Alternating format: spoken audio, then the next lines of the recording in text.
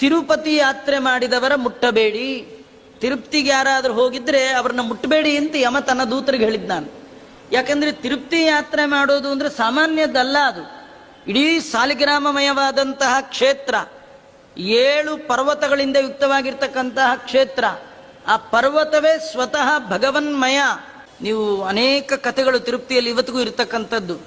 ಮಹಾಂತರು ಪೂಜೆ ಮಾಡುವಾಗ ಆ ಮೈಯೆಲ್ಲ ಮೆತ್ತಗಾಗತ್ತಂತ. ಇವತ್ತಿಗೂ ನೀವು ಆ ಎದೆ ವಕ್ಷಸ್ಥಲವನ್ನು ಎಷ್ಟು ಒರೆಸಿದ್ರೂ ಅದರಲ್ಲಿ ಲಕ್ಷ್ಮ್ಯಾತ್ಮಕವಾದ ಬೆವರು ಬರುತ್ತಂತ.